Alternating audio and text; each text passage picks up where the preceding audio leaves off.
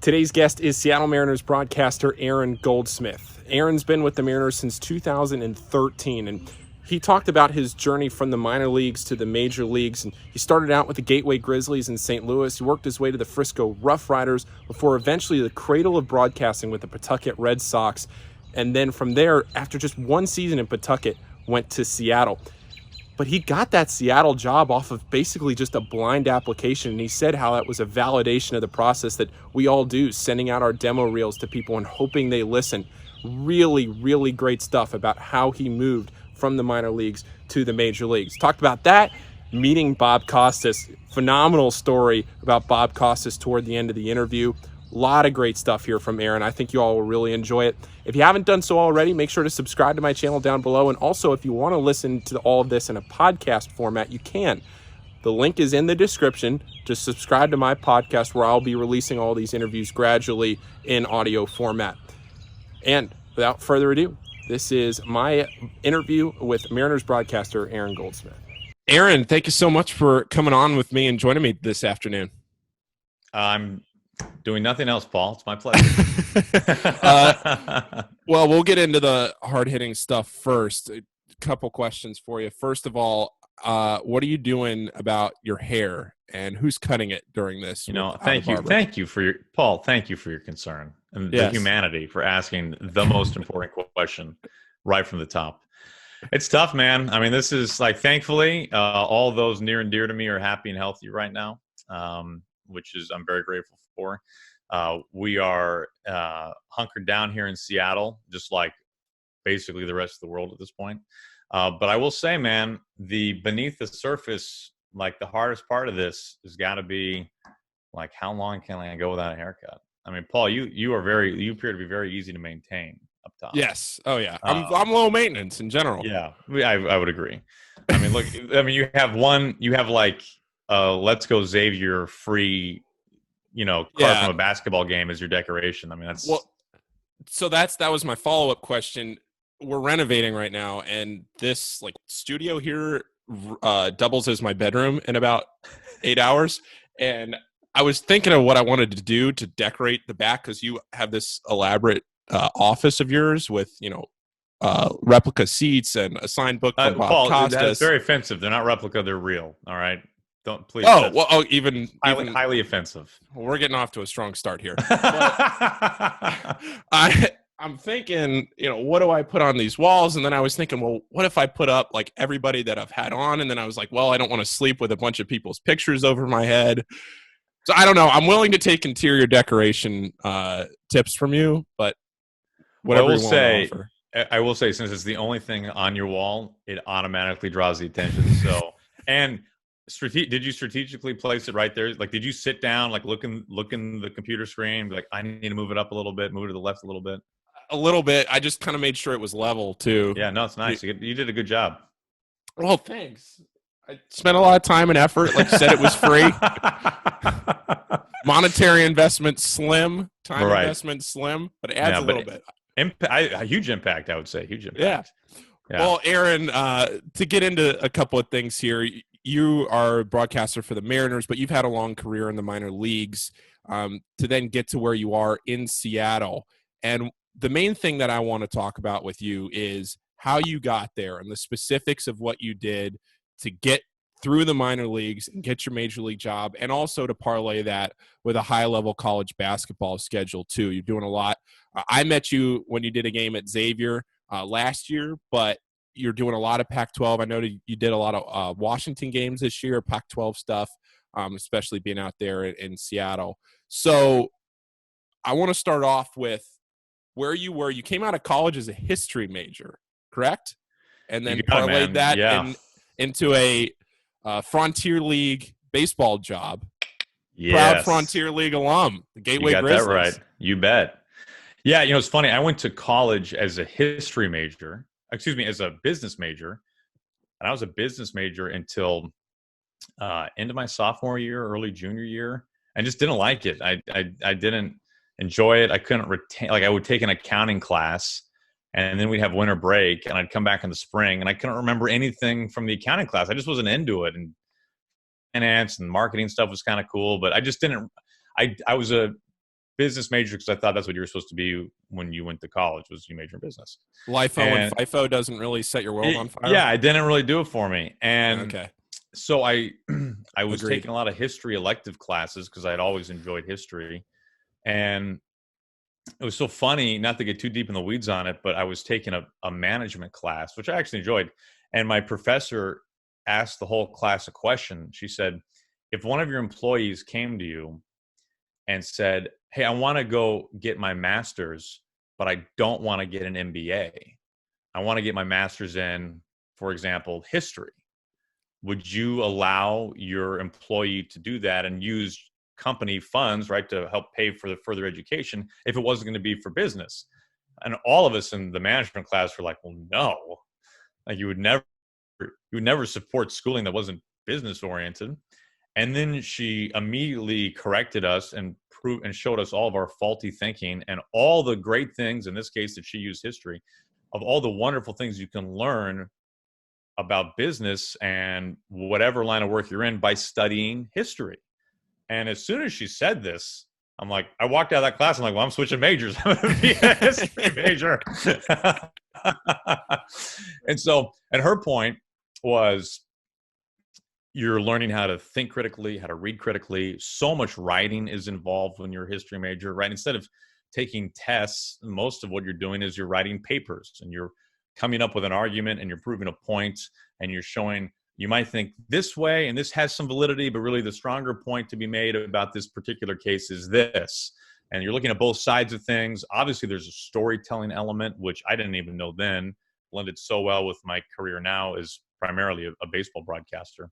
So I switched my majors like immediately and became a history major and loved it, loved every second of it. It was a lot of work, a lot of reading, a lot of writing. I had no idea at that time I wanted to be a broadcaster, but I knew I didn't want to work in a museum, and I knew I didn't want to teach history, but I knew that the skills that I was learning would be applicable to almost any field that I was going to go into, even though all my classmates thought that I was nuts. I woke up one morning, honest to goodness, with about 45 days till I graduated, and I said, I think I want to get into broadcasting. I think somebody might one day pay me to talk about sports on the radio. It was one of the few times in my life where I had no idea what I wanted to do when I grew up. I've always had something from my earliest memories as a kid. I remember I wanted to be a garbage man. Then I wanted to work at the car wash. I mean, like, honestly, like I always had something, and it was really scary for me. I was roughly 2 months from graduating college, and I didn't know what I wanted to do. You wanted to be a garbage man? Like, badly. Oh, okay. Yeah. I mean, it's a noble pursuit. Thank you. Can't say that was my first, inclination to get a job. But well, you were far more advanced as a 5-year-old than I was, Paul. Oh, I think we all know that. I was more of the, hey, let's go into construction, because I was big into the big rigs, the steam shovels. But hey, how'd that work out for you, Paul? Nah, not great. So I suddenly I can't say I changed course because I didn't really have a course at the time. But I did a lot of research as to how I could now parlay a history major into a broadcasting career. And at that point, I discovered a trade school in St. Louis, my hometown. And instead of learning how to be a welder or an electrician, they taught you how to be a broadcaster on radio. And I'm sorry, my daughter's in a Moana dress and trying to break into my office in a little bit. I've never seen that. Is it a good movie? Dress. Moana. I would say Moana is undoubtedly, I think, my favorite kids movie. I have a 5-year-old, a 3-year-old, and a 6-month-old. Moana so that checks all the boxes. It gets them all. Moana soundtrack, fantastic. We've listened to it 10,000 times. But the other thing too is when I watch Moana, it makes me think of being in Hawaii, which is helpful. Cars is great. I enjoy Cars. Frozen is huge in my house. Frozen 1 and 2. Never done that either.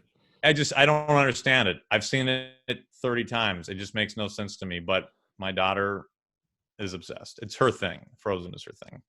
But Moana, Paul, you got a lot of time on your hands. When you're not watching cornhole on Twitter at 1 a.m, I would suggest checking out Moana.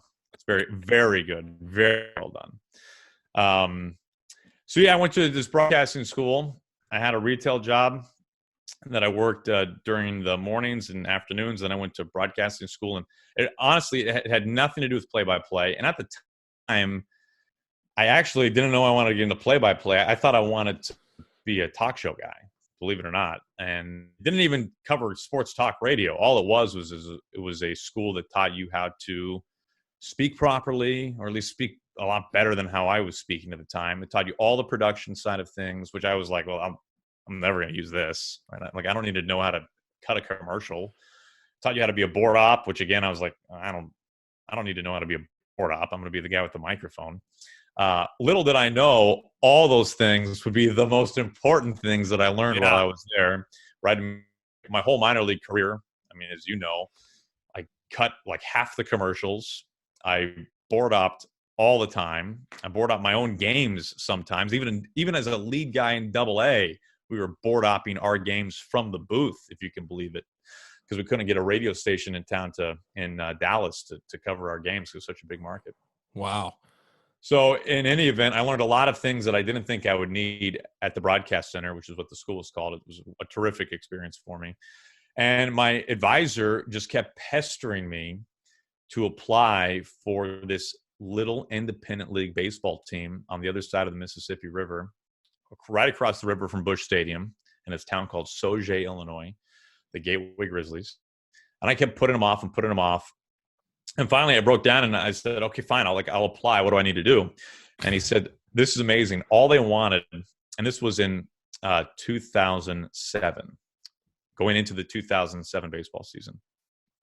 All the Grizzlies wanted was 5 minutes of uninterrupted play-by-play. That's it. Like no highlights. To the point. Like, just give me 5 minutes of uninterrupted play-by-play. And it was the winter. It was basketball season. Keep in mind, I've never called play-by-play ever in my life. I've never even thought of it as a career. So you went into Gateway not having done anything. Not in college, nothing. Nothing. Okay. Like no play-by-play and no radio. Like I hadn't done a talk show or a podcast. Like podcasts weren't even a thing then. This was the Stone Age. I mean, like nothing. So I got a tape deck and a microphone. Never heard of it. Yes. I got a cassette tape and a big honking tape deck. And I went up to where I graduated college, was only an hour away from where I lived in St. Louis. And on consecutive weekends, they had men's and women's Division III basketball doubleheaders. So I went up into the film nest because, like, I knew the guy who was filming because I knew him from college. And I just sat up there with this tape deck and microphone for 4 games over 2 weekends. And my goal was to get 5 minutes of uninterrupted basketball play-by-play, which is really hard if you've never – I mean, basketball is obviously so quick-moving. I was completely lost. Like, the first game was just – I just melt the tape, light it on fire. Like, there's nothing here. You still have it? I'm pretty sure I do still have it. Like, I'm pretty sure I still have the 5 minutes that I sent. But here was the great thing. Like, there was no way I was going to prep for these games. Like, no way. Like, I don't know what that means, and I'm not going to do it, right? So my school, Principia College, like, I knew a lot of the players still because a lot of them were there when I was in school, right? Yeah. So I knew their names in and out. But the opposing team, like, it's kind of takes time to memorize names and numbers of a team that you know nothing about, especially if you're rolling on site, I don't know, 10 minutes before tip-off and grabbing a roster, right? Like you have no chance. And so I would just make up names for the other team. Like my wife now, Heather, her maiden name is Harmon. I was dating Heather at the time. So, like, the best player on the other team was always Harmon. And, like, the second best player was, like, the buddy who I just talked to before I came up into the film nest, right? Yeah. So I'm just making up names for the other team, trying to get – and even with made-up names, it took me 4 games to get 5 minutes that weren't terrible. Like, weren't terrible. Like, they were not good, but they weren't terrible.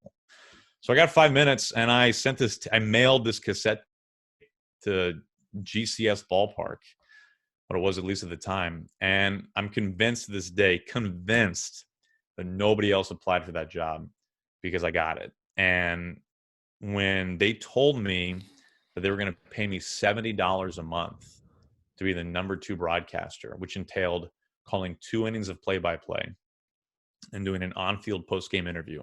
That was it. There were no other responsibilities. When the team was on the road, I wasn't even a part of it. When the team was home, I wasn't a part of anything else. I just had to show up in enough time to prep for the game. When they told me they were going to pay me $70, I thought I was a millionaire. It's like, you're going to pay me to – I've never done this. You're going to pay me money to come and do this on your watch? You got it, man. It's like, give me the contract. I'm signing right now. Oh, there is no contract? No problem. I'll just show up. That's cool. I'll just show up. So, I mean, yeah, the opening day against the Southern Illinois Miners was the first baseball game that I'd ever called, the first time I'd ever been on the radio. And I didn't even do play-by-play that night. I was just the color guy because my boss, Joe Pott, who's now the voice of Southern Illinois Edwardsville sports, he's a terrific broadcaster. Like, he knew that I would be terrible. Like, I'd be terrible in a week, but I'd be especially terrible that night. So it was a very instructional summer for me. Let's put it that way. But that's how I got my start.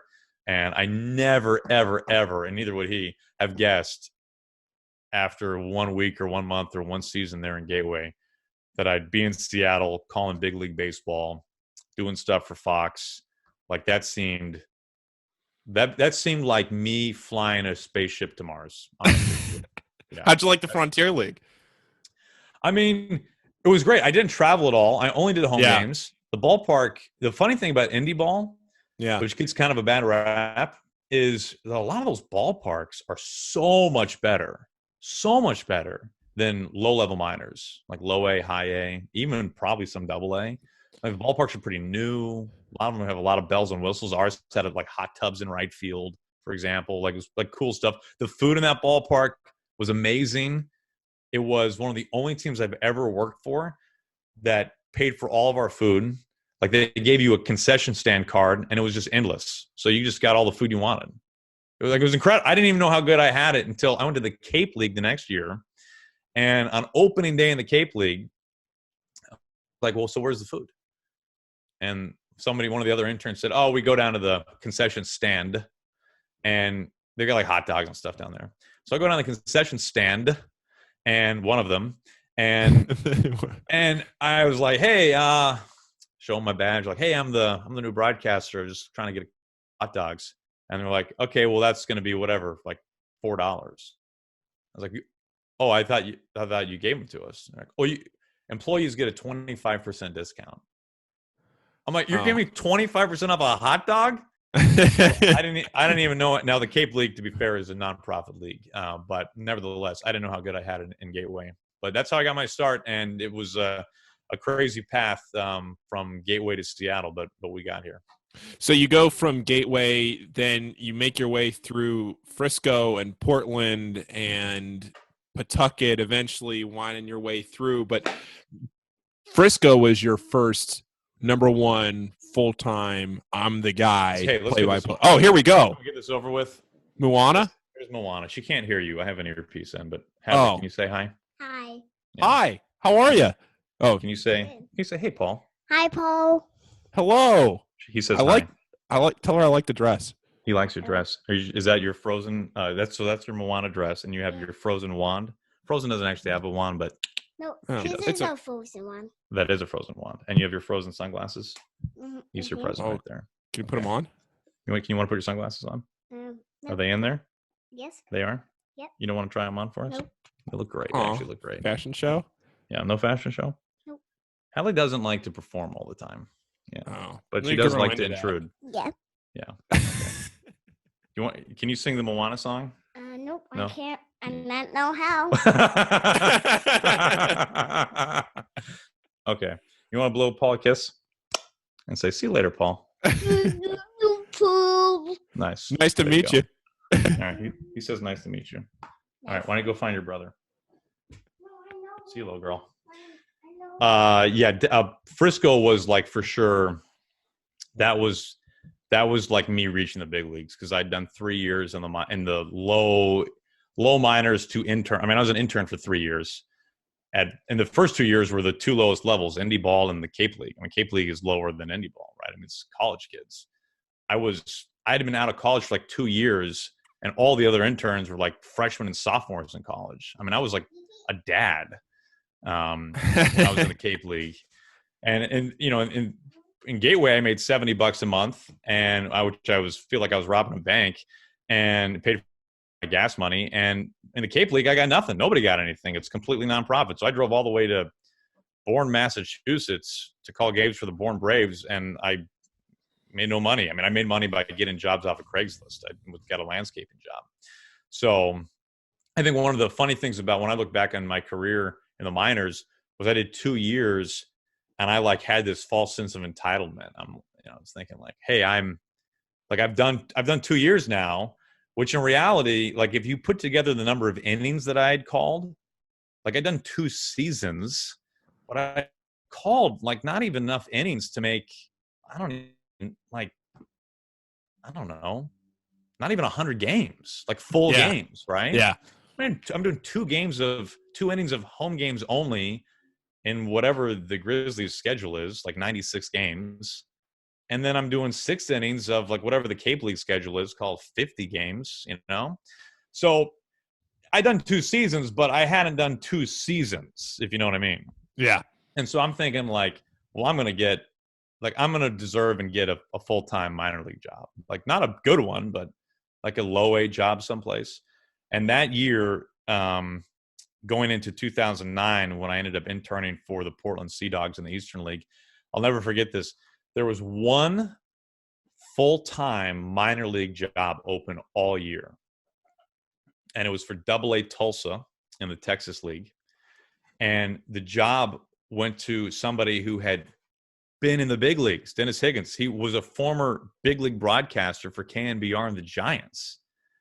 And I'm thinking like, well, if a former big leaguer gets the job in Tulsa, like how long till I get a job in Tulsa? You know, like this is never going to happen. I'm going to be like 40.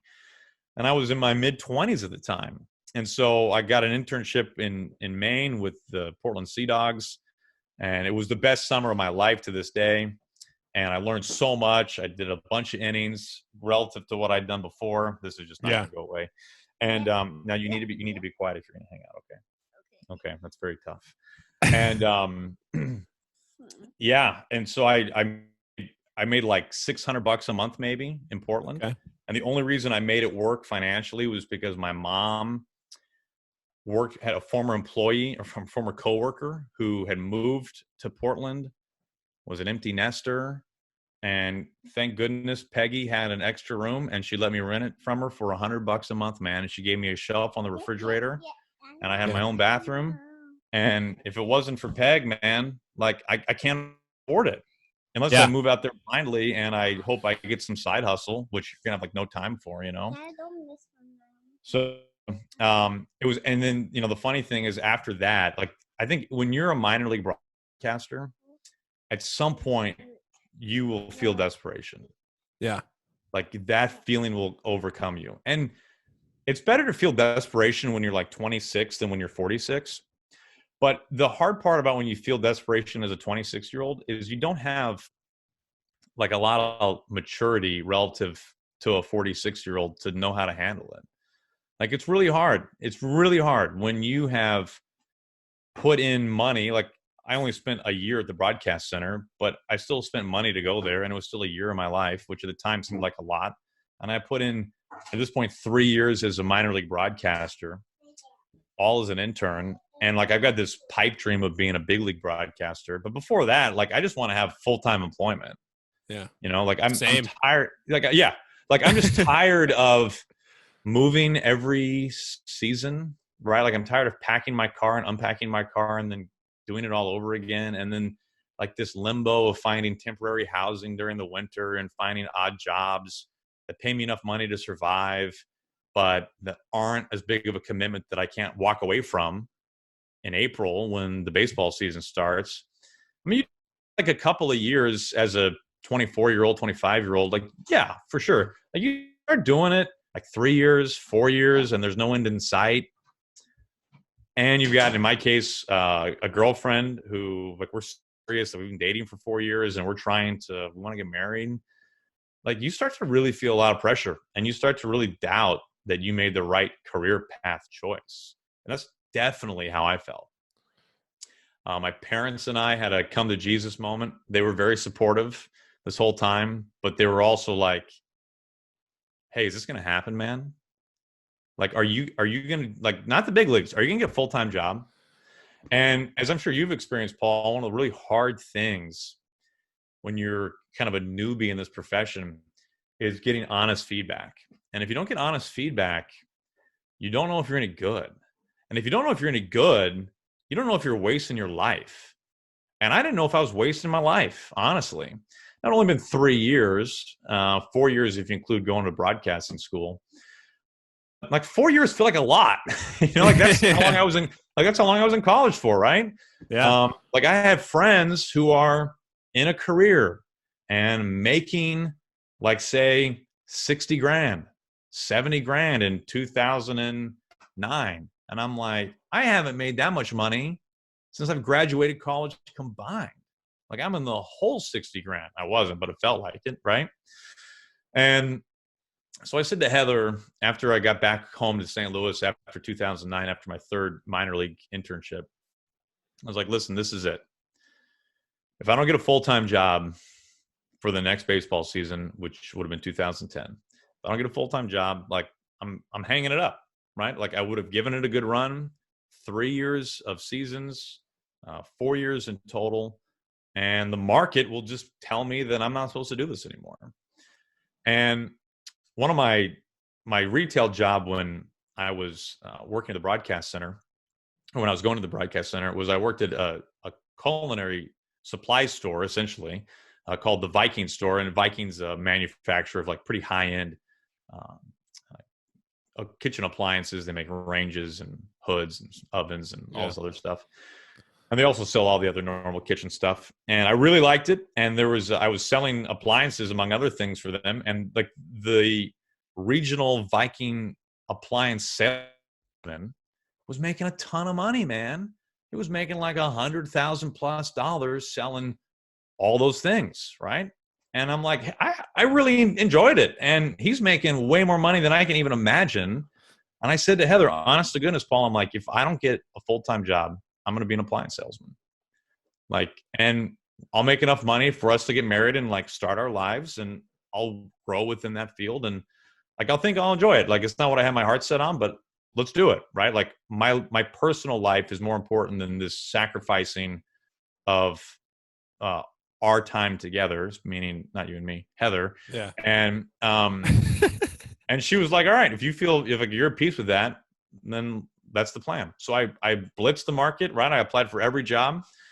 A job in Dallas, Texas opened up with the Frisco Rough Riders. They wanted to interview me. At the time, my profession was I was an assistant JV basketball coach, and I was a professional dog walker, which is a job that I got on Craigslist. Which was I love dogs, and it was a great job, believe it or not. What's the most amount of dogs you walked at one time? So I would walk only one.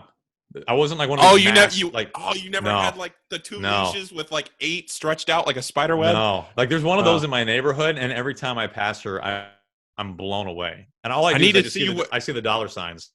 Yeah, and I need to see you wearing the belt, and you got them all like flipped on, like carabined on, and And I'm on rollerblades, like just going. Yeah.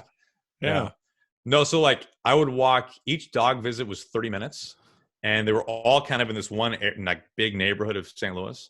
And I think I made like $8 a visit, which you couldn't do 2 in an hour because each visit was 30 minutes. You had to get to the next house, but you could do almost 2 in an hour. You do like 2 in like an hour and 10. You're making like $16 every hour and 10 minutes. Like at the time, that was a ton of money, right? Like it's way more than I make doing retail. So that's where I was in life, man. I'm walking dogs, and I'm not even the head JV coach. I'm the assistant JV coach. And so the Rough Riders want to talk to me, and this was another dose of reality. I was like blown away that they wanted to interview me. I was thrilled. Like the ballpark there in Frisco, Dr. Pepper Ballpark, looked like a big league ballpark to me. It was huge. It was gorgeous. This is a real city, right? This isn't some podunk town like every other minor league town. Like this felt like Dr. Pepper with no period, right? exactly right, Paul. Sometimes I retain something. There's no period after the R. I learned that the hard way. And so I'm like fired up about this. And they talk to me on the phone and they say, hey, we like you enough. We want to talk to you in person. Can you come out here next week? And I said, absolutely, I can. How are you going to book the flight for me? Uh-oh. And they're like, what? Whoa. Actually, Aaron, if you'd like to meet with us, you will pay for the flight. What? Are you kidding me, man? I'm walking dogs, and you've got a big old ballpark sponsored by Dr. Pepper. You can't spring $100 to fly me out there? And so I quickly realized my mistake in asking. I was like, oh, yeah, no, totally, absolutely. Not a problem. I'll get back in touch with you. So, like, I remember calculating how many more dogs I'd have to walk in a week to make the money to buy the ticket to fly there, man. Like, this is what, like, when people talk about being a big league broadcaster, like, these are the things that most of us went through. I can just imagine the little old lady in the neighborhood that doesn't have anything better to do but look out her window all day, and she's just watching you go back. Didn't he just walk that dog like 2 hours ago? I'm like laundering money through dog walking so I can buy this plane ticket. So yeah, I mean, I walked more dogs. I bought this ticket. I flew down and back in the same day, so I wouldn't miss more work than one day. I got the job. And I was there for 2 years, and we loved it. We thought, like, we've made it, man. Like, we got married. I proposed after I got the job. I proposed like 2 weeks later. Our engagement was for like 6 months. We got married, moved to Dallas, and we were there for 2 years. And we had a great time. And we felt like, hey, all that stress of like, is our life plan not going to work how we thought it would, was gone. And now it was just like, okay, how do we climb this ladder? Like, how do we be grateful for where we are?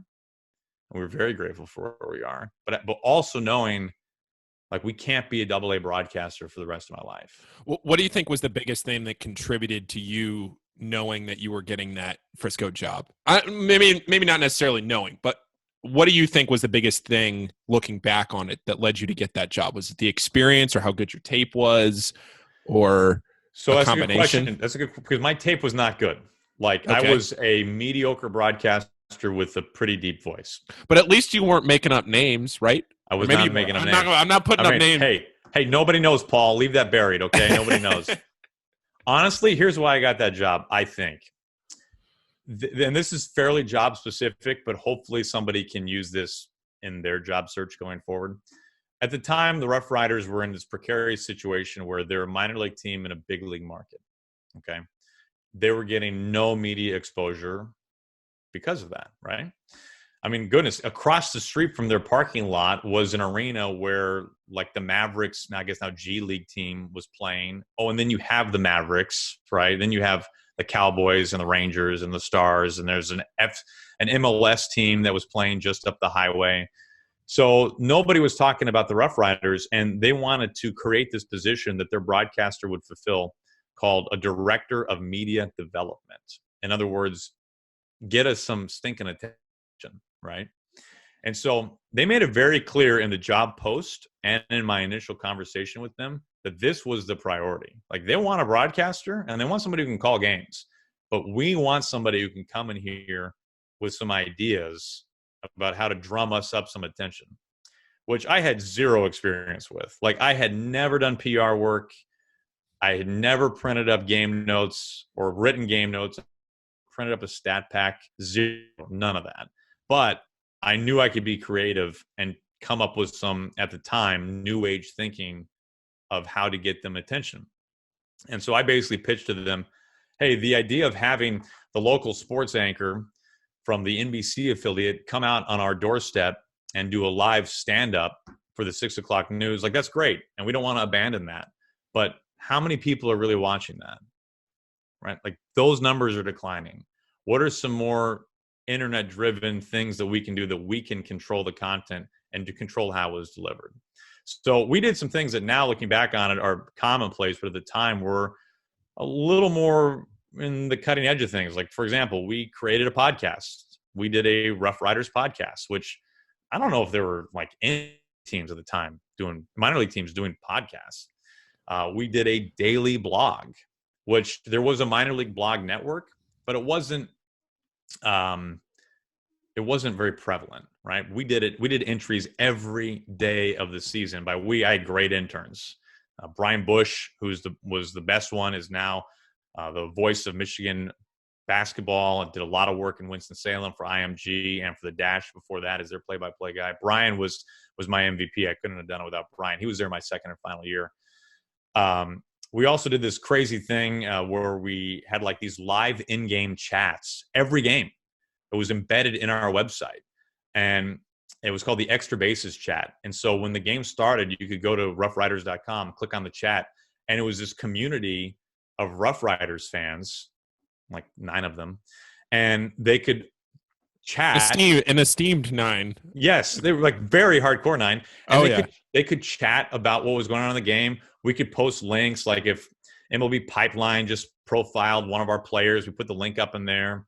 We would turn around things really quickly. Like if one of our prospects hit a home run, we would cut our audio of the home run and embed it. Like, hey, if you just missed it, last inning, Paul hit a 3-run home run. Here's how it sounded.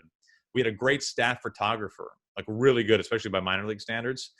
And he wasn't there every night, but he was there a lot. And he would take photos down to the well, edit them, and email them up to us in the booth.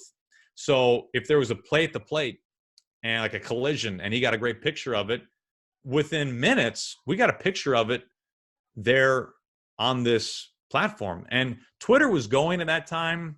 It was up and running, but Twitter wasn't like all that stuff now is Twitter, right? Yeah. But Twitter didn't have nearly the buy-in of the baseball public like it has now. So what I did was I came up with those ideas and I had no leverage. So I just spilled the beans on all the ideas when I interviewed, right? Like part of me felt a little nervous that they're like, well, we don't really like Aaron, but we like his ideas. Let's not hire Aaron. Let's hire Paul and give Paul Aaron's ideas, right? Like I was really concerned that was going to happen, but I also felt like maybe the other people they were talking to either wouldn't share their ideas or just simply didn't have them. And so I proactively went into that interview saying, hey, I understand what you guys are prioritizing here. And let me tell you how I interpret it and some concrete ideas that we can implement immediately that will cost you $0 that will hopefully start to turn this tide a little bit, right? Like we're not going to all of a sudden get the whole Metroplex to be wearing Rough Riders hats, but we need to kind of start with a great hat. It's a great hat. We do need to start with some ground roots type of fan-based marketing interaction to get people a little more invested in the team. And I believe that's what got me the job. It was not my demo. And I think one of the biggest mistakes that the minor league broadcasters make when they're starting, and I made this mistake, is thinking that your demo is going to get you the job. Sometimes it will. Like there are some situations, like Pawtucket is an example. The Paw Sox they really care about the broadcast, right? I mean, that's what makes that place so special. They want the best broadcaster. But most teams, they want a good broadcaster, but they want a great salesman. They want a good broadcaster, but a really great marketer or PR person. And there were a lot of days in Frisco where I didn't start prepping for a game until like 6 o'clock when I got up to the booth because I was too busy doing all the other stuff, right? Filling out media parking requests and media requests, not that we had a lot, doing the game notes, stat packs. I learned quickly to way more of that to my interns. There was just things, website maintenance, releases, all those things. They take a lot of time, and that's time that you're not prepping. And so a team is not a minor league radio broadcast, not to get down a rabbit hole here, but it is important for minor league broadcasters to consider this when they're applying for jobs. Think how much a radio broadcast costs a team, okay? For those teams that are still on actual radio, in the minors, a radio station doesn't pay a team to broadcast the games, right? Like a big league team goes out and finds the highest bidder who wants to carry their games, and they make money on that, okay? In the minors, nobody's knocking down a door to carry the Rough Riders games. That was a huge problem we had, especially in a big market. So you have to go and you have to spend money with a radio station. So immediately you're in the whole, let's just say 20 grand. Okay. You're in the whole 20 grand because you just paid to have your games on radio. Now you're going to hire Paul, and Paul's going to cost you 30 grand. Now you're in the whole 50 grand. Okay. Now Paul's got to eat on the road. Even though all he eats is $5 big boxes, you still got to feed the guy, right? Yeah. So let's say low maintenance. Again, you just try to apply yourself. Like let's say, and Paul needs a hotel room, right? Yeah, I'd prefer one. Yeah, so let's just say per diem and hotel for just round numbers sake. Let's say it's another 10 grand. So now we're at what? Were we at 60 grand? Or were we at 50 before? We're at 60 grand. All right, that it's costing the team to have Paul call their games. Now, a minor league team isn't making enough money to just kiss 60 grand goodbye and feel good about it, right? So that's why in most cases you see these minor league teams who want a sales guy, who want their minor league broadcaster to also do sales. Because, Paul, you got to sell at least 60 grand worth of advertising just to make your existence worthwhile for the team. I mean, that's just the economics of it. So that's part of the reason why minor league jobs don't pay a lot. And why you have to provide immense value outside of your 9 innings on the air, because you have to justify all the costs to go along with having you around. I think the sooner you know that as a minor league broadcaster, maybe the easier the pill is to swallow of, hey, I'm an intern and I'm making $500 a month or whatever it is. So you were an intern in the Frontier League, which I was a number 2 in the Frontier League with the Florence Freedom. And then you're an intern or a number 2 with the Portland Sea Dogs in the Eastern League, which is where I would have been this summer with the Bowie Bay Sox. So all that is to say, following that path. And I was an intern in the Cape League. I was 3 years an intern. Yeah. But you had me beat on the Cape League. I have you too with the Frontier League and the Eastern League. So I guess my question is, how fast can you guarantee that I'll be in the big leagues? I would say, given the setup that you have going right now, which is pretty impressive, the Xavier sign, the Radio Shack microphone. I mean, your AirPods cost more than everything else in your room combined, Paul. Well, I used like 6 gift cards for those. Save and save and save. It is amazing, man, because you could talk to every big league broadcaster or every network broadcaster, and no path is the same. Yeah. Right? So go ahead. I was going to say, you can advise someone on your best steps on getting a big league job, but it won't work out that way. It's going to be different, right? One of the biggest life lessons I learned in the minors was that things literally never happened like I planned them. We've all played the game, right? You're on STAA, right? For those who maybe are new to this, Sportscasters Talent Agency of America, it's a website. It's like the job board. I was on STAA.com was my homepage, my whole minor league career. I scoured every job post dating back 2 years. It was total market research. I memorized the whole thing and felt like I was on that thing 20 times a day, clicking if a new job was open. You're on STAA and you're like, oh man, Paul just got promoted to whatever.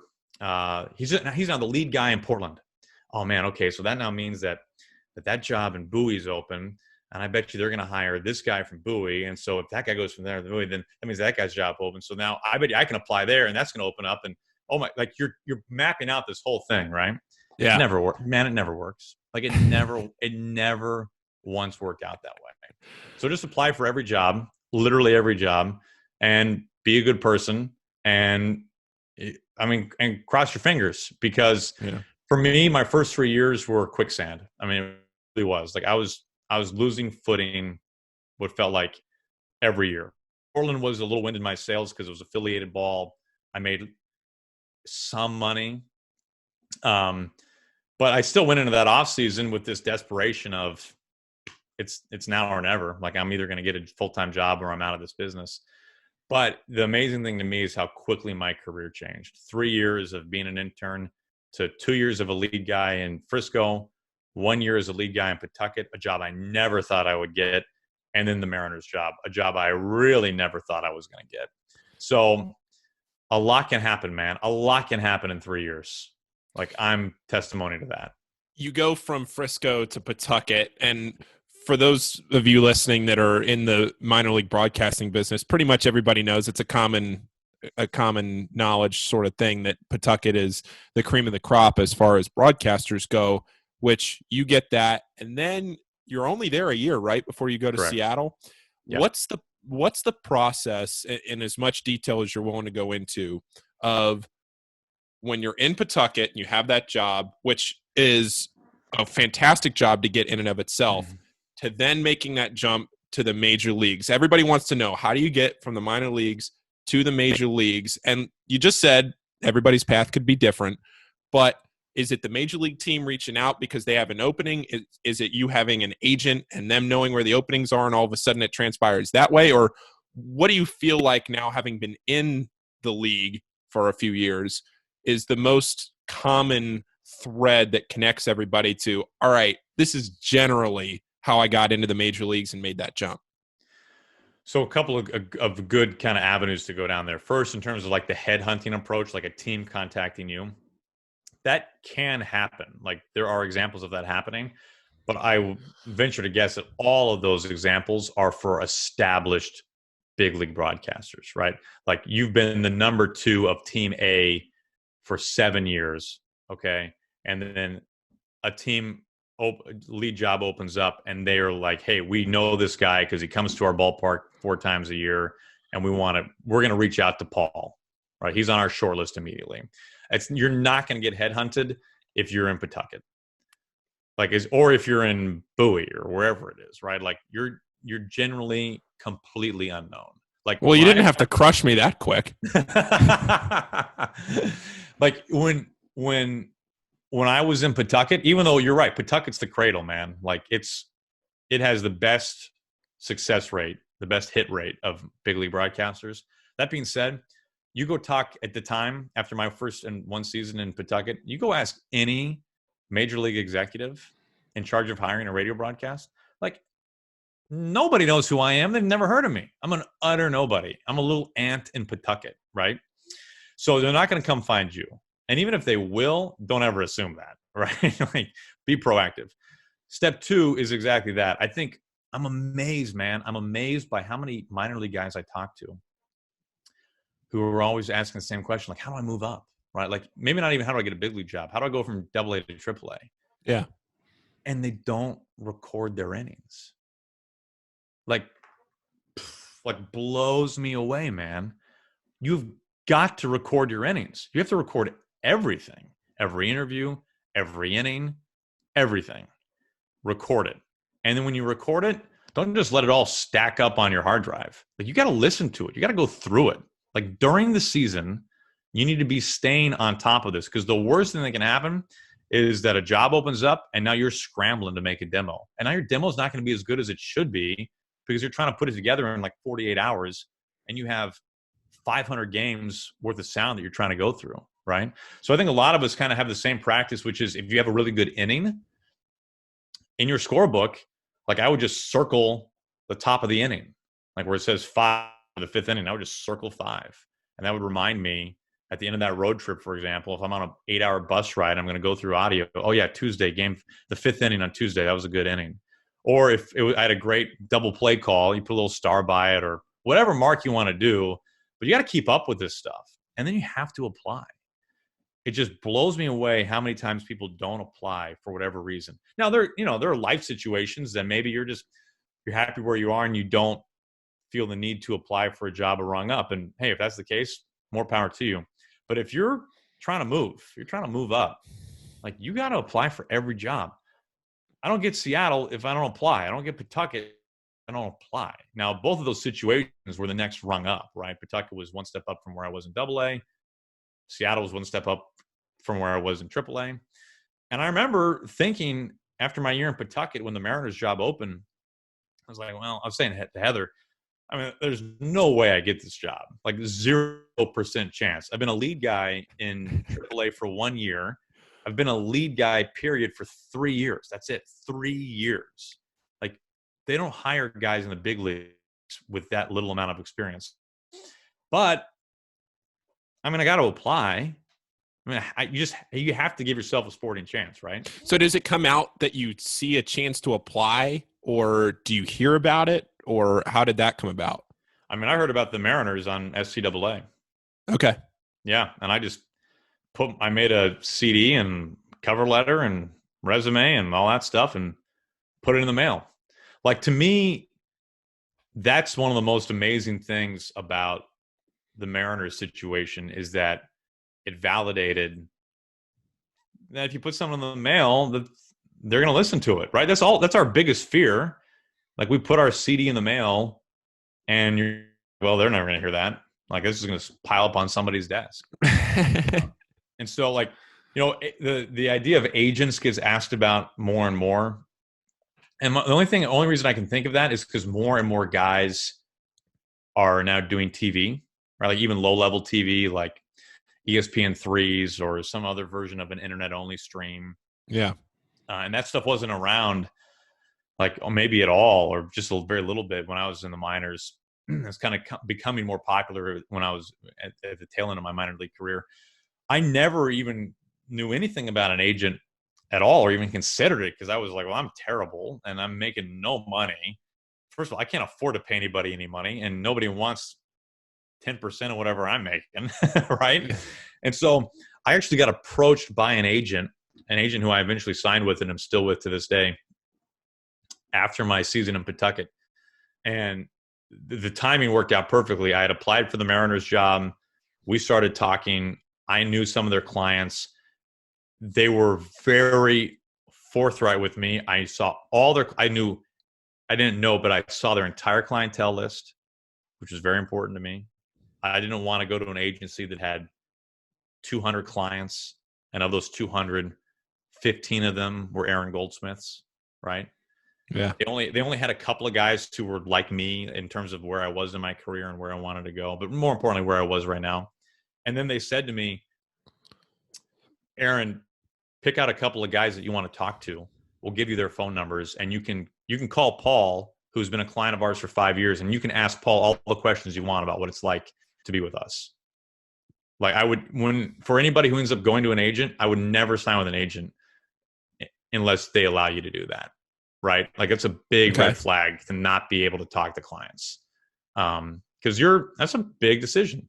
And for those wondering, I mean, if I was watching this, I'd say, well, who's your agent? My agent used to be a group called Vision Sports Group, headed by Maury Gosfrand. Maury has since merged with 2 other agencies, and now they're called the Montag Group. And they're all out of New York. Every agency is in New York, it seems like. There's probably a couple in LA, but they're all in New York. So I am with Montag Group, but when I signed, it was with Maury's company called Vision. I'm still with Maury. You decided against Scott Boras and you went with him. Yes, I didn't. He won't let me call A-Rod, and I'm like, well, I can't call A-Rod, right? Okay. Yeah, I'm out. But having an agent definitely helped. Having an agent helped when it came to the money side of that, my first big league contract, right? Because if they said to me, hey, Aaron, we want to have you and we're going to pay you $50,000, I would have been like, that seems kind of low. Will you give me 60? No? Okay, I guess it's 50, right? Like, having the agent. All right. Yeah. Not that the Mariners would have done this, but the Mariners knew that they had to give me a fair offer because my agent knew what a fair offer was, right? But I can tell you this much. Having an agent will not get you a big league job. Because guess what? And having an agent doesn't make you good, right? Like, it just gives you potentially a false sense of ego. Like, oh, I've got an agent. But, like, I didn't get that job because I had an agent. I got a better deal at the end because I had an agent. But I got that job because, I mean, thank goodness they liked my demo. And they surprisingly liked me when I spoke to them. So don't be under this false pretense, anybody, that you have to have an agent to get to the big leagues. An agent will help you get TV jobs. Like, I don't get a Fox Sports job without an agent. Because Fox isn't calling me up to be like, hey, will you come call a game? They're not saying, hey, we listened to the Mariners' 3rd inning last night. I thought you were really great. Have you ever considered doing games on network television? Only reason I got the Fox job was because Maury hustled for me and pitched me to Fox, and they took me on. So I guess that's kind of where the difference is on the values of an agent. But I would say for anybody who's in their early days of being a broadcaster, no matter what the sport is, don't worry about it. Just call the games and get better. Call the games and get better. Like, that's all that counts. So when you're in Pawtucket and you have this agent and you're looking to make this jump to Seattle, what's the major league interview process like for you? Is it a sit down, we got to fly out? I'm assuming they're paying for your flight out there. They did, all the way from New England, man. I was like, all right, I am in the big leagues. There we go. Yeah. So they're paying for your flight. You're going out there. You're doing an interview. You're sitting down with them. I'm assuming you don't have to pitch them on your ideas for exposure. I'm going to tell you what I think we can do with our Twitter handle. I think we change the name from @Mariners to @GoldieMariners. Yeah. It's obviously different going to the major leagues, and there your primary responsibility, God forbid, is to do your job as a broadcaster. Yeah, it's crazy. Like, I always told myself when I was in Pawtucket, hey, man, you're one step away. You're one step away, right? Like, you're right there. You're on the cusp. And it wasn't until I got to, at the time, Safeco Field, now T-Mobile Park, and started meeting people and shaking hands and talking to people and walking around, where I was like, man, I am so far away from the big leagues. Like, this is so intimidating. This is so, like, I'm putting on this, like, I got my tie on and my Navy suit and my starch shirt, and I'm, but man, inside I'm just knocking knees. I am, like, really unsure of myself, honestly. I didn't think I was at all ready for it. I had this, like, very false sense of confidence that I projected, because I knew if I didn't, I would have no shot. And you're right. First we did a phone interview, and then they called me back and said, we'd like to meet you in person. We want to fly you out to Seattle. I'd never been to Seattle before. Of course, I flew out the day before the interview, and they put me up at a hotel across the street from the ballpark. I remember my first meeting, the day of interviews was exactly that, a day of interviews. And it was one after another. It was all scheduled out. And my first interview was at breakfast at the hotel restaurant. And it was our CEO and, like, our chief business, like our COO, like our head business guy, who's no longer with the team now. And he's retired. And I'm thinking, like, don't you have some, like, graphics design intern that I can have breakfast with or something to warm me up? Like, you're starting me off with, like, the 5-star general of the Mariners. I mean, is his day that full that we can't do this later? And this is really bad for me. And I also remember when we ordered, so it's like me and two, like, 50-year-old, 60-year-old dudes who know more about the business of baseball than I ever will, right? And they've done more interviews like this with punk kids like me than I can even bat an eye at. And I'm like, what do I order at breakfast that makes me look like kind of professional and not like what I want to eat, right? I mean, you have, like, the creme brulee French toast on the menu. And I'm like, man, I'm looking at this menu and I'm thinking, if I order that, man, this whole thing's over. Like, they're interviewing a kid, right? They're interviewing a kid. If my breakfast comes with whipped cream, like, I'm done. And so I order first, and I'm like, I'll take the oatmeal, right? I'm like, yeah, oatmeal's professional. Like, that's healthy. Like, that's what like grown-ups order is oatmeal. And I'm like, I don't know. Like, who wants to eat oatmeal, right? Like, you only eat oatmeal if you have to eat oatmeal. And dude, our CEO goes, I think I'll do the oatmeal too. Yes! Bang! Yes! Guys, I'm ready. Where do you want me to sign this thing? Let's do this right now. Oatmeal, I'm in. Only 1-year deal, that's fine. That's cool. So, like, I thought you were going to say got the creme brulee. Oh, shoot. So, extra whipped cream. Yeah, exactly. So, like, that's how much I'm overthinking this entire day, right? Like, that's how nervous I am. But I remember the hardest part of the interview, well, the two hardest parts was we went into what's called the Griffey Room at T-Mobile Park, the boardroom, and it's got all these it's a big mural thing at Griffey all around, like 360. It's amazing. It's got, like, Griffey signed jersey and helmet and spikes and all the other stuff, bats. And it was me. It was like 7-on-1, 6-on-1. And it was all these people, right? Like our head marketing guy, who now is actually my boss, like our radio producer, our TV director was in there for some reason. Rick Riz, the voice of the Mariners, was in there. The guy who was my boss for a while, who is now semi-retired, he was in there. Who's like had been with the Mariners for 100 years and was super important. I mean, it was really intimidating, right? I mean, just rapid fire questions. I felt like coming at me all over the place, and I'm like, I don't know how to answer these questions. I don't know what I'm doing here. And so I just tried to be as likable and as kind and as honest as I could be, and have a degree of humility, which was very easy to have, while also trying to be confident. Little did I know that the hardest part was yet to come. We went to the radio booth after this meeting, and I never, honest to goodness, I had never been in, I guess I take it back. I'd been in one big league radio booth one time for like 5 minutes, and that was in Arlington when I was with the Rough Riders. Eric Nadel, their Hall of Fame broadcaster, allowed me to come in the booth for an inning, which was incredible. But like a big league broadcast booth was total uncharted territory for me.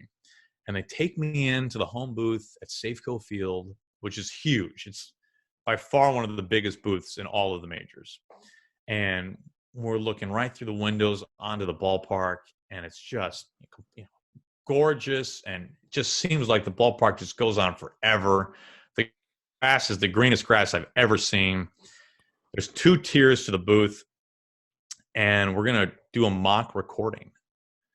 It's going to be me and Rick, and then Mike Blowers, who's our analyst on TV, drove into the ballpark. Me, Blowers, and Rick were going to do this like 5-minute taped kind of what we call a round table. And the topic was going to be, they told me what the topic was the night before, and it was the state of the American League West for 2013, which was the upcoming season. So I'd done some prep, of course, on the Mariners and the rest of the division. And so now I'm like having to fake this chemistry and rapport with these 2 guys who I'm hoping to one day work with. And it's 5 minutes, and it's like, well, if I don't say enough, then they have nothing to go off of. But if I talk the whole time, then I'm the overeager guy who's just hogging the mic, So it was, I was pretty confused about what to do.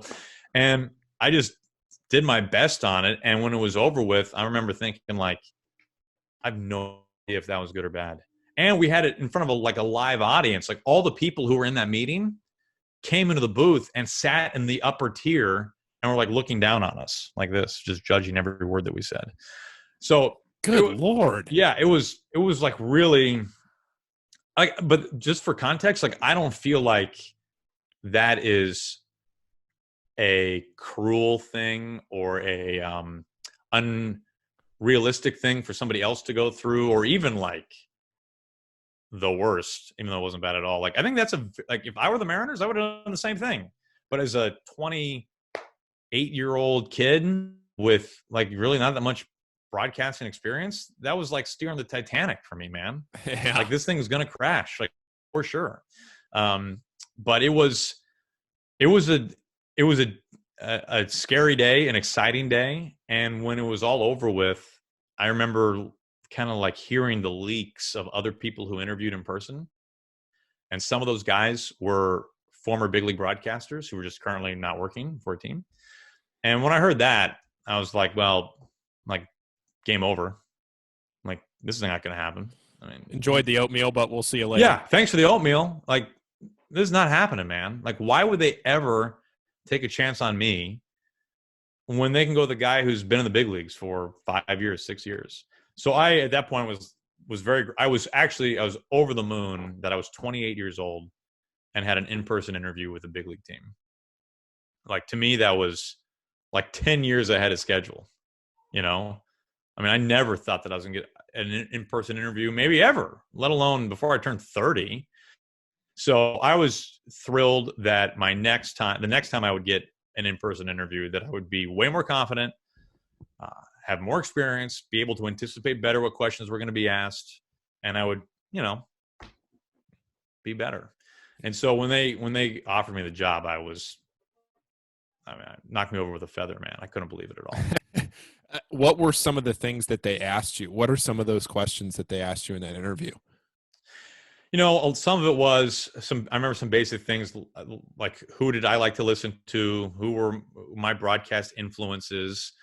And I'm sure they're trying to kind of get a feel for kind of what direction I like to go. I remember them asking like, am I more into telling stories on the air? Am I kind of more stat driven? And I actually drew on my history background at that point and kind of, I was like, I love stories. I studied stories in college. This is what I graduated with. And I hope this is my philosophy and actually comes across this day. I mean, I try to do both. I love numbers. I love stats. But anybody who really listens to me, I hope sees that I don't use stats unless there's a point to telling the stat. And hopefully it goes into a story of some kind. So I really hopefully have a blend of both, and that's what I tried to communicate during the interview. Gotcha. Yeah, and I also tried to make very clear, and this was sincere, that I tried to use my youth as a strength, and how Rick has been doing this for over 30 years. And Rick remembers what it was like he was hired by the Mariners when he was 28. Like, Rick, you remember what it was like when you were 28, you got a big league job, and how much you leaned on Dave Niehaus, the Hall of Famer, in your first few years. I said, I don't see why there'd be any difference in this situation. Like, I would be so grateful, obviously, to have this job, but to be put in a position where I can learn from someone who can teach me not only more nuts and bolts of actual play-by-play, but also just how to go about my day, right? What it's like to be in a big league clubhouse, how to interview a big league manager, how that's different, if it's not different at all, just the process, right? Like, it's different. Like, this is not the International League anymore. So I tried to not hammer that home. I didn't use that as a crutch, but I definitely made them aware that I would take advantage of mentorship if this was offered to me. How did you get comfortable with the guys? Like, once you're in Seattle, how did you overcome that overwhelming feeling of, I don't belong here, to, hey, I do belong here. I got to go in the locker room. I got to get to know these guys on a personal level. That's one thing I've always tried to work on with me is, hey, look, let's just go in here and have a casual conversation. And the guys in the locker room don't feel like, oh boy, here comes Aaron again. We got to do this circus again. How did you overcome that? I think there's a few things I learned. First of all, when I was really young when I got the job, there were some players who were kind of around my age, right? 25, 28, around there. Like, some guys that I kind of gravitated to, I guess I kind of thought like I have to have more of a relationship than just broadcaster player. Because when you're in the minors and you're on the buses and you're in these little hotels, like, you end up like seeing and hanging out with these guys a lot, even if you don't want to. It's almost unavoidable. Like, you're going to go to a restaurant in Midland, Texas, and like, your starting left fielder is going to be over there sitting at the bar eating lunch by himself. So you're going to sit down and eat with them, right? Like, and so I learned quickly, not through any bad experience, but I just learned that all I need is to have a working relationship with every player and every coach. Just a working relationship. Like, I just need to be able to approach any player or coach and ask them a question about what happened last night or what are you expecting today. That's it. And if more of a friendship develops in that, okay, that's great. But it doesn't need to. Like, there's no need for that to happen. And just like in any other line of work, like, there are going to be people you gravitate more than others, right? And there are going to be people who want to talk more than others. And let that happen on its own. Like, just let that naturally happen. Don't ever try to go in with an agenda to force that to happen. And then the other thing too is, don't linger. Like, lingering will kill you. Like, don't just hang out in the clubhouse to hang out in the clubhouse. Like, when you're in there, go in there with an agenda.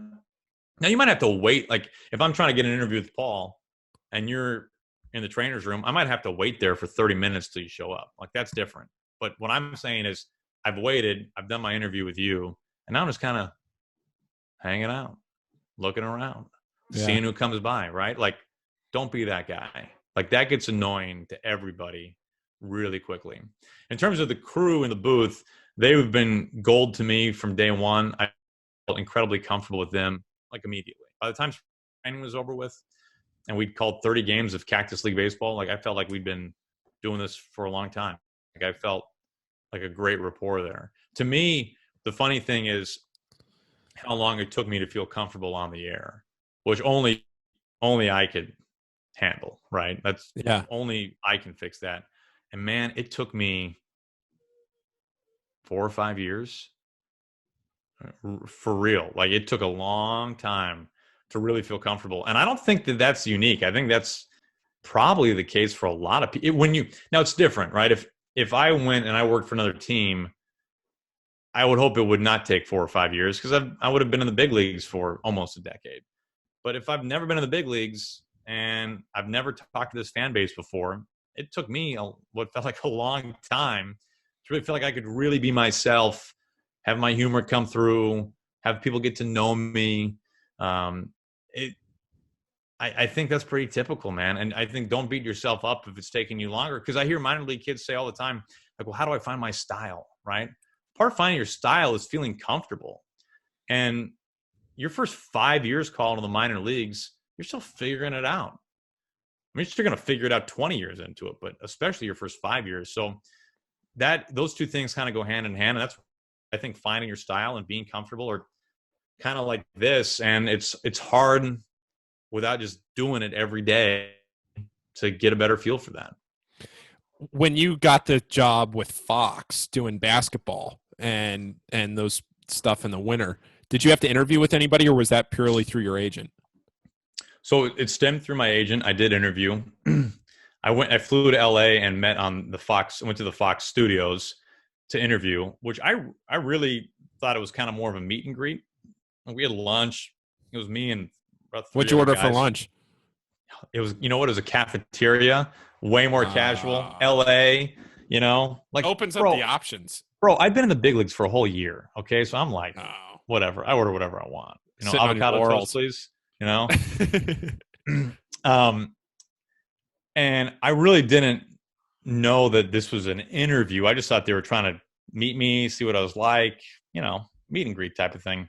And at the end of what was probably a 3 or 4 hour session of lunch and then kind of going around and meeting some people, my now ultimate boss at Fox, who was the main person interviewing me, just put his hand out.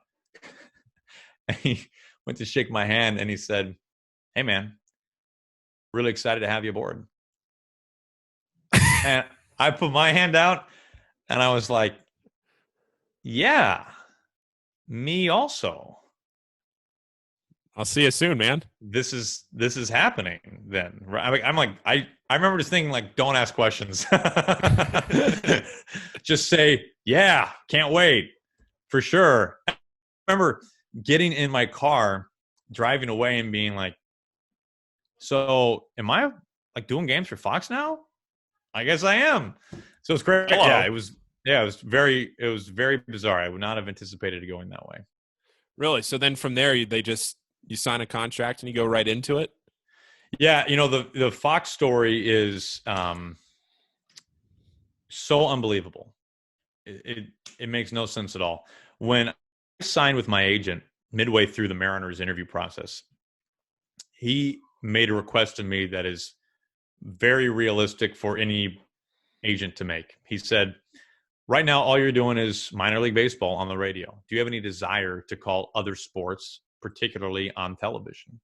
Because let's face it, they make money when I make money, and I'll make more money if I'm doing more than just minor league baseball on the radio. And I said, yeah, absolutely. I love football. I love basketball. I've called those sports a little bit on a very amateur level a very long time ago. And he said, well, we will be more serious about signing you if you can go get some mock tape of those two sports and let us listen to it. And it's the fall of 2011. And I'm living in Mansfield, Massachusetts, calling game. The season for the Pod Sox had just ended. And so I'm like, yeah, for sure. Absolutely. Look, let me figure that out. So I use my cachet as the voice of the Pawtucket Red Sox. And I reach out to Boston College. It's the middle of football season. And I say, hey, I'm the Paw Sox guy. Do you have an auxiliary radio booth that's empty for this weekend's game at Maryland? And they said yes, and they were very pleasant, and they said, you can absolutely use it. So this is very bizarre. There's a terrific guy named Tim Britton, who those who are Mets fans and those who are subscribers of The Athletic will know Tim. He's an incredible writer. At the time, Tim was covering the Red Sox and the Paw Sox for the Providence Journal.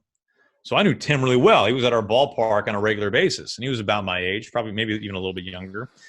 And so I said, hey, Tim, hey, I got $50 on the table here. Can I pay you $50? And will you drive to Boston College with me on Saturday and be my analyst for this mock game that I need to call? And he said yes. And so Tim, who knew all about ACC football, because he went to college in the ACC, he went to Duke, and he was this incredible analyst, and it sounded like I had a real game because I had this analyst who knew what he was talking about and was actually pretty good. Like that was my football tape. Bam, done it. I'm out $50 and I got a football tape. Well, then a month or so later, non-conference basketball starts. And I reach out to Providence College, right? The Friars. And I say the same thing. And they say, sure, we got a place for you on Media Row that you can. It was the opening game of Providence College basketball that year against New Jersey Institute of Technology. NJIT. Yeah, there man. It is. Yeah. So we had an intern named Hal DeCourcy. And Hal and I kind of hit it off, a Paw Sox intern. And Hal was really smart and knew a lot about sports. And I said, Hal, I got $50 here for you. Will you drive to Providence with me Thursday night and be my fake analyst on a fake radio broadcast of Providence basketball? And he's like, I mean, $50 to him at the time probably sounded like $1,000. He's like, absolutely. So, boom, I got a tape and I got a basketball tape.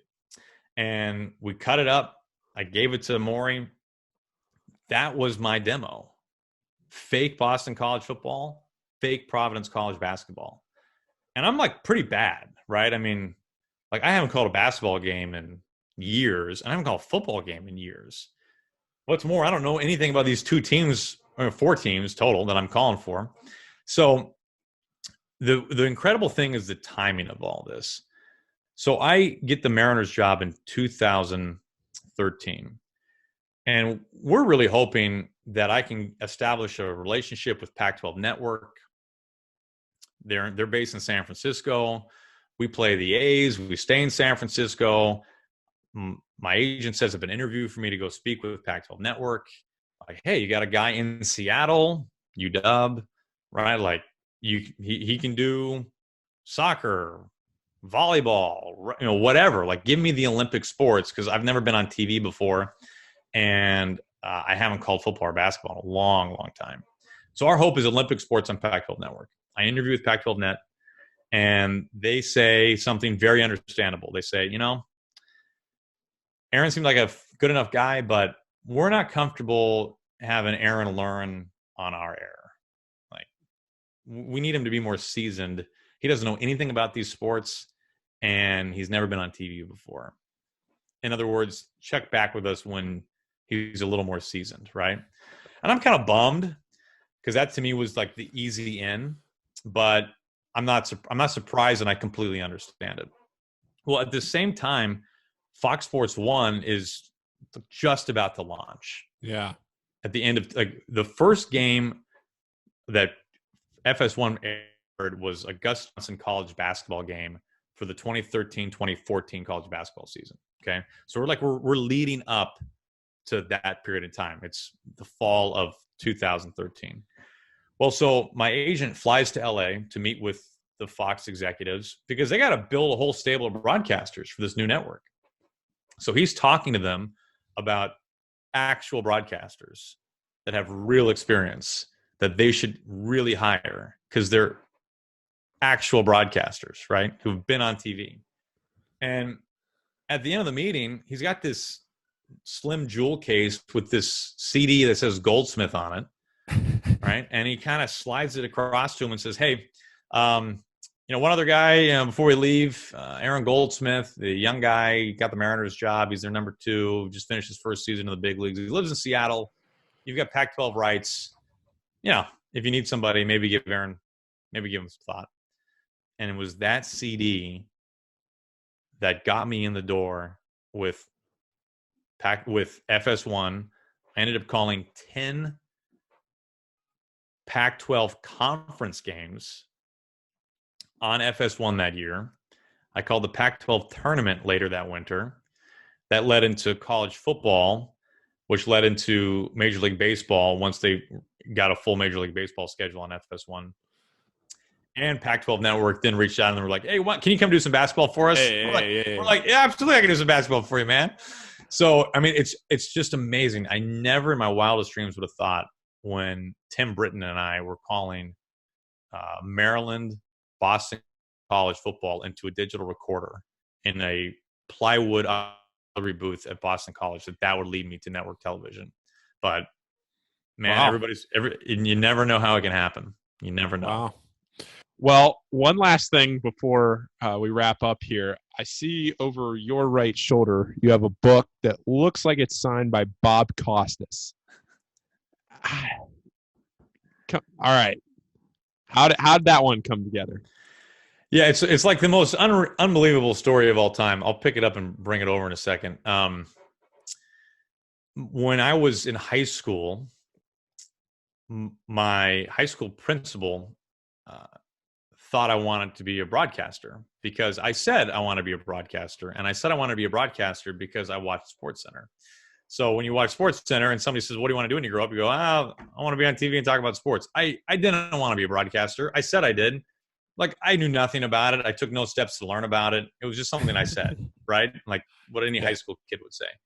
Well, my principal was walking around at one of our school baseball games, a freshman baseball game. And who was playing in that baseball game but the son of Bob Costas? Because Bob's son played at a school in our conference. And so my principal saw Mr. Costas there and took it upon himself to introduce him, tell him he's the principal of the school, thank him for coming, and also say, hey, we've got a young student who's interested in doing what you do for a living. Would you be willing to talk to him? And remarkably, Bob Costas said, I'd be happy to. Here's my card. Have him call my assistant, and we'll set up a time. We were like 2 weeks, 3 weeks away from the end of the school year. So once school ended, I set up a time for the summer to go in and meet with Mr. Costas. And I was a young kid. I was, early in my high school career. And I never interviewed anybody before. I really didn't know what to ask. I mean, honest to goodness. I had read his book, A Fair Ball by Bob Costas. It's a New York Times bestseller, And that was it, man. Like I was pretty clueless, but I was thrilled out of my mind I was going to meet Bob Costas, let alone talk to him. Well, he had an office. Like, you would think he would just work from home, but he had an actual office in St. Louis, a small office, of course. It was his office, an empty office, a waiting room, and essentially an assistant who I set this appointment up with. So I put on my suit. I drive to his office. I sit down in the lobby, small little lobby. I can see into his office through the door that's open. There he is. He's leaned back in his big leather chair. He's talking on the phone.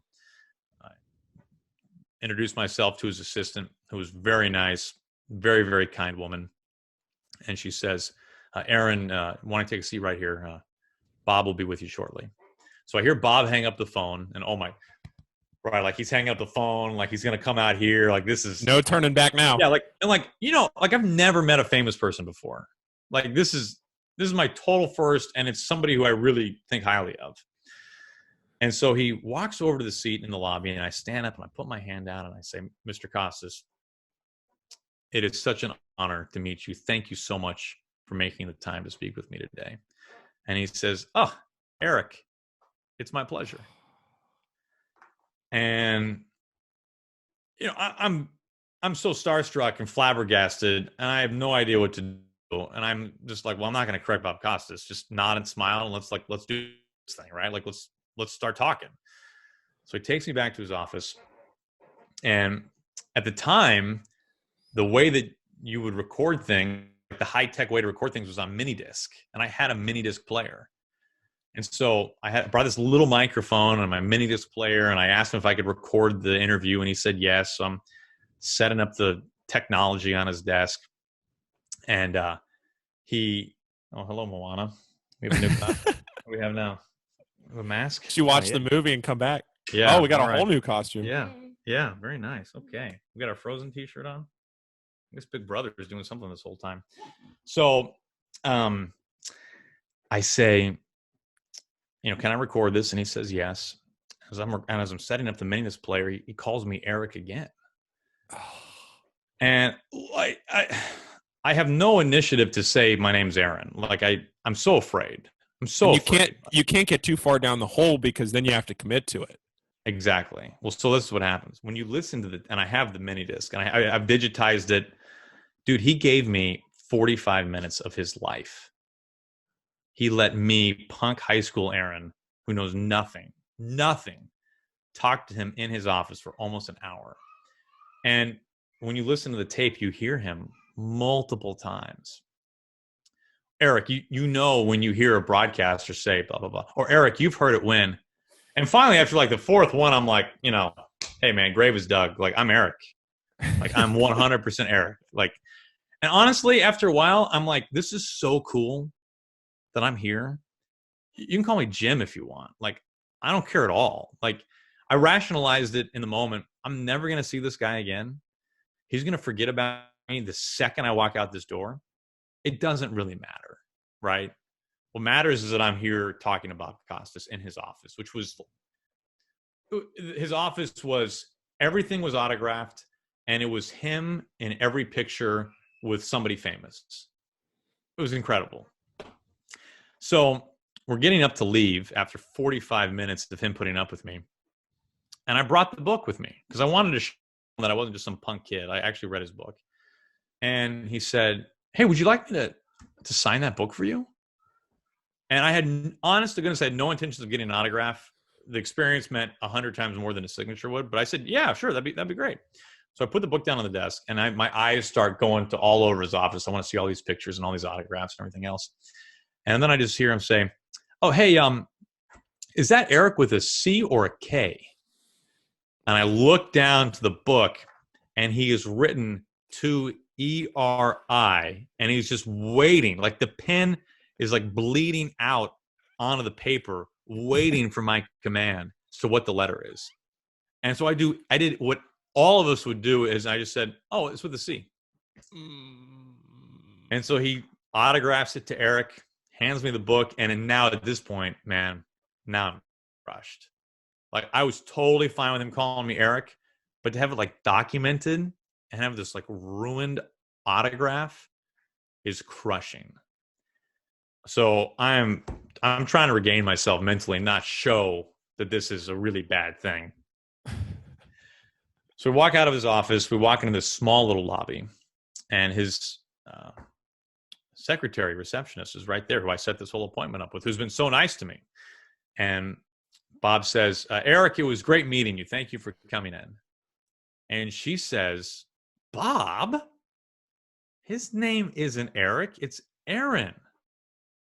And Bob says, well, no, it's not. It's Eric. And then they both just stare at me. Like, just like right out of Top Gun, like missile lock, like just eyes, daggers, both of them standing shoulder to shoulder. And then Bob says, well, oh my gosh, I hope your name isn't actually Aaron and you've been too polite to correct me when I've been calling you Eric. And when he said that, I thought, I'm done. I'm out. Like, I have to come clean now, right? This is over. So I said, yeah. Actually, Mr. Costas, my name actually is, and he cuts me off and goes, great, then it's Eric. And I said, yep. And I peeled out of there, man, like just sprinted. I mean, gone. And I get in the car, and I'm not on the verge of tears, but man, it felt like I was. Like, I was just crushed, right? So I tell my principal about this, who set up this whole interview so kindly. And for Christmas that year, he hands me another copy of Bob's book. And I'm like, hey, man, too soon, right? Like, still an open wound. Yeah, like I know what happened. And I open up to the title page. I'll get this down. So the first one, this is all going to be backwards, isn't it? None of this doesn't all go reverse. No, I know. It's good. It's front ways. Right. So this is the first one. It says, to Eric, see you in the booth someday, Bob Costas. And then the second one says, to Aaron, but may I call you Eric? Maybe you'll be the second Aaron in the Hall of Fame, broadcaster's wing. Best wishes, Bob Costas. So, wow. Yeah. So for years, since high school, I had these 2 books, and I kept them safely on my bookshelf. And I always knew that I wanted to do something special with it. I'll set that right there. And when we moved to Seattle, for whatever reason, like my career had been validated, so now I could get this framed. And so I thought this is the time. And so I took it to a frame shop, of course, and put in the money for it. And it's a remarkably, incredibly strange story. I can really laugh at it now. It was crushing at the time, but it's a truly one-of-a-kind piece of memorabilia that means so much to me. I remember when you and I met last year, I know somebody named Andrew Goldstein. Okay. We know each other on Twitter. I've never met him in person, but we know each other on Twitter. And so I see his tweets all the time. I remember when I met you, we met it before the Xavier game, and after the game, I was working down on the court shooting some video, and you and I had gone to breakfast, and we had a great conversation. So I was like, all right, I don't know when I'm going to see him again. I'll go up to you after the game and make sure I reconnect, say thanks, and I'll let you go. It's going to be quick. And I noticed right after the game, you were peeling out of there real fast. I don't know. Maybe you had a flight to. I don't remember what the game was, if it went long or whatever. It was late game, and you were out of there. And I was like, all right, I just got to go up and say hi. And I went right from my video position over to the broadcast table, and I don't know for sure, but I'm pretty sure I go, Andrew. And then I'm walking away, and I'm going, that's Aaron Goldsmith, not Andrew Goldstein. And I'm thinking, oh my gosh, like this is one of the best. Like I was like, we really hit it off today. Like he and I, like that was one of the best conversations I've had networking wise. I blew it. He's never going to talk to me again. Like, this is it. Then I was listening to that podcast you did on The Voice Behind the Voice, and I heard that story about Bob. I was like, all right, I think he can relate to this one. Yeah, I don't know if I did, but I'm pretty sure halfway across the court, what caught your attention was, Andrew. Hey, Andrew. I vaguely remember that. But it's funny. It's happened worse to me, and now I know. I will correct people now when they say. But, the funny thing is, people call me Eric like all the time. If can I get a name for the order? Aaron. Eric? What? No, Aaron. So like, it wasn't just Bob. It's a lot of people for some reason. Maybe it's the way I'm saying my name. Well, Eric, thank you so much for your time today. You got it, man. Appreciate it. Oh, and your daughter. Son. Yeah. Uh-oh. Jackson, you want to get say the hi whole to Paul? crew. Hi. Hey, Jackson. How are you? Paul, who your favorite player is? Baseball player. I like it done. You like it? Omar Narvaez. Omar Narvaez. Kyle Seagon. Yeah. Who else? And Daniel Vogelback and Tom Murphy. Tom Murphy. Okay. Vogelback. There we go. Yeah, we got a strong Mariners core there. Okay. I can't. Okay. All right. Hey, who's your favorite Nationals player? I like Juan Soto and what's that other guy that got traded?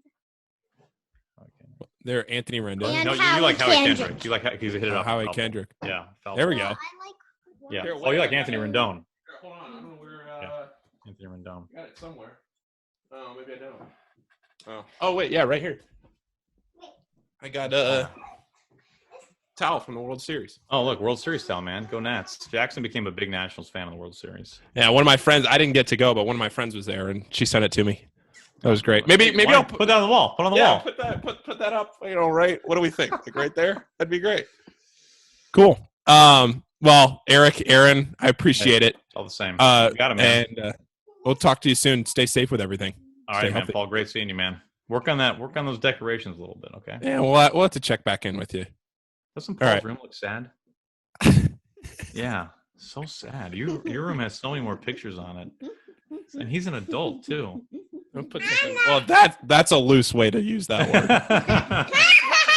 word. Okay. Hope you enjoyed that interview with Mariners broadcaster Aaron Goldsmith. Like I mentioned in the beginning, all of these interviews are going to be gradually available through my podcast format on Apple Podcasts or Spotify, really anywhere that you can listen to podcasts. The link, again, is in the description down below. And if you haven't done so already, you can also subscribe to my channel here on YouTube for more videos coming soon. Thanks again for watching, everybody. See you right around the corner.